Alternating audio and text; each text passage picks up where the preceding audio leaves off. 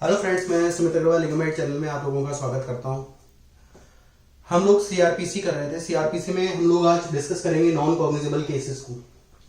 Non cognizable cases को discuss करने से पहले हमें ये जानना होगा कि एक ऑफेंस क्या होता है और एक केस क्या होता है।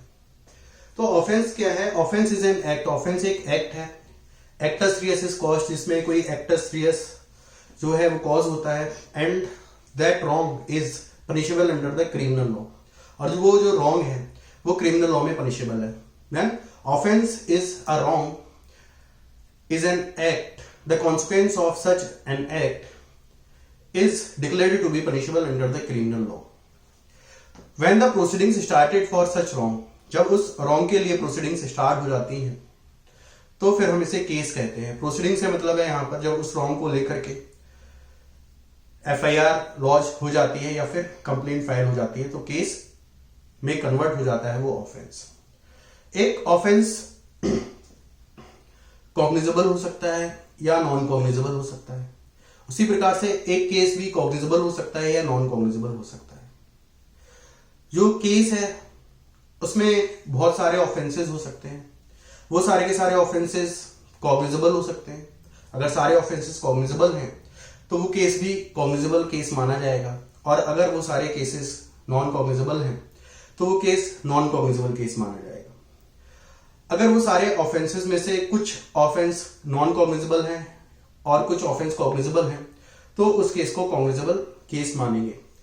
द क्लॉज 4 ऑफ सेक्शन 155 कहता है, in any case if there are many offences involve and at least one offence is cognizable, then the entire case will be a cognizable case. जैसे एक केस में बहुत सारे ऑफेंसेस इन्वॉल्व हो सकते हैं। जैसे ए ने बी का घर का ताला तोड़ा, उसके बाद उसमें क्रिमिनली ट्रेसपैस किया और उसके बाद बी का मर्डर कर दिया। तो यहां पर बहुत सारे ऑफेंसेस इन्वॉल्व हैं। हाउस ब्रेकिंग का ऑफेंस है, क्रिमिनल ट्रेसपैस का ऑफेंस और मर्डर का ऑफेंस है। तो इस तरीके से केस में बहुत सारे ऑफेंसेस इन्वॉल्व हो सकते हैं। तो अब हमारा क्लियर हो गया ऑफेंस क्या होता है और केस क्या होता है। सेक्शन 2L में नॉन कॉग्निजेबल केस के बारे में बताया गया है। सेक्शन 2L में, जिसमें कहा गया है कि नॉन कॉग्निजेबल केसेस के केस में जो अरेस्ट है वो विदाउट वारंट नहीं कर सकते। सेक्शन 2C में बताया गया है कॉग्निजेबल केस में अरेस्ट विदाउट वारंट किया जा सकता है। तो ये डिफरेंस यहां पर आ जाता है कॉग्निजेबल केस और नॉन कॉग्निजेबल केस में, कि कॉग्निजेबल केस में आप विदाउट वारंट अरेस्ट कर सकते हैं जो कि सेक्शन 2C में बताया गया है, और नॉन कॉग्निजेबल केस में आप विदाउट वारंट अरेस्ट नहीं कर सकते हैं जो कि सेक्शन 2L में बताया गया है। नॉन कॉग्निजेबल केसेस के बारे में सेक्शन 155 बात करता है, जो कि 4 क्लॉजेस में बटा हुआ है। इसका जो पहला क्लॉज है वो बताता है कि when a non cognizable offence is committed within the limits of a police station, then the information is to be given to the officer in charge of that police station. मतलब अगर किसी police station के jurisdiction में कोई non cognizable offence commit होता है तो उसकी इंफॉर्मेशन उस पुलिस स्टेशन के ऑफिसर इंचार्ज को दे दी जाती है, और वो ऑफिसर इंचार्ज उस नॉन कॉग्निजेबल ऑफेंस का जो सब्सटेंस है उसको अपनी एक डायरी में लिख लेता है, जिसे हम एनसीआर डायरी भी कहते हैं। Generally the form of writing the substance of the non cognizable offence is prescribed by the state. उसके बाद इंफॉर्मेट को एनसीआर की कॉपी दे दी जाती है और उसको रेफर कर दिया जाता है मजिस्ट्रेट के पास। ऐसा कहता है सेक्शन 155(1). लेकिन प्रैक्टिकल में क्या होता है, जो नॉन कॉग्निजेबल ऑफेंस है उसको एक एनसीआर डायरी में लिख लिया जाता है, इंफॉर्मेंट को उसकी कॉपी दे दी जाती है और एक आईओ इन्वेस्टिगेशन ऑफिसर अपॉइंट कर दिया जाता है। एसएचओ खुद जाता है मजिस्ट्रेट के पास और रेफर करता है उसे ऑफेंस के बारे में। सेक्शन 155 का जो क्लॉज 3 है वो बताता है कि जो ऑफेंस है, जो नॉन कॉग्निजेबल ऑफेंस है, उसकी इन्वेस्टिगेशन करते समय पुलिस ऑफिसर के पास वही सारी पावर्स होंगी जो पावर्स उसके पास होती हैं एक कॉग्निजेबल ऑफेंस को इन्वेस्टिगेट करते समय। लेकिन एक लिमिटेशन है यहां पर, वो है सेक्शन 2L। उसे विदाउट वारंट अरेस्ट करने की पावर नहीं होगी, लेकिन बाकी की सारी पावर्स होगी। उसके बाद सेक्शन 155 का क्लॉज 2, ये जो है बहुत इंपॉर्टेंट हो जाता है यहां पर। सेक्शन 155 का क्लॉज 2 कहता है कि no police officer can investigate any non cognizable offence without any prior permission of the judicial magistrate.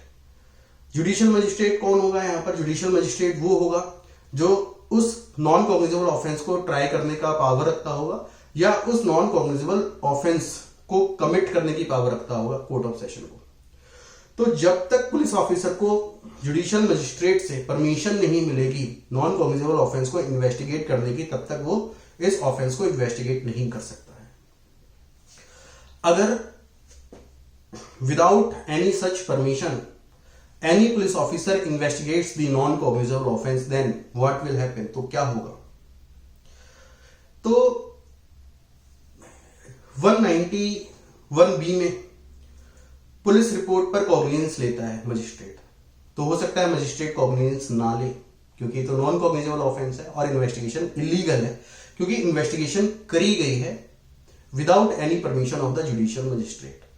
मान लीजिए उसने कॉग्निजेंस ले लिया बाय मिस्टेक, तो सेक्शन 482 में जो एक्यूज्ड है वो हाई कोर्ट में एप्लीकेशन लगा सकता है और मांग कर सकता है कि जो इन्वेस्टिगेशन प्रोसीडिंग्स है वो इलीगल है और इनको क्वैश किया जाए।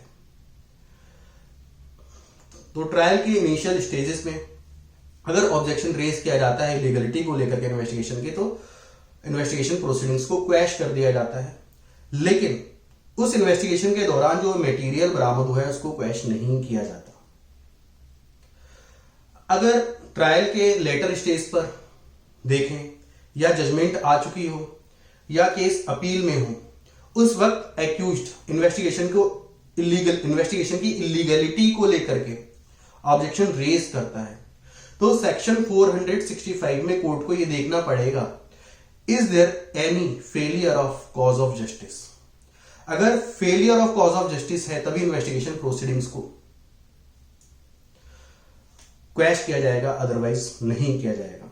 और जो जुडिशियल मजिस्ट्रेट है वो कॉग्निजेंस लेने से मना भी कर सकता है। यहां पर ऐसा डिसाइड हुआ था Keshav Lal versus state of Bihar 1996 supreme court के केस में।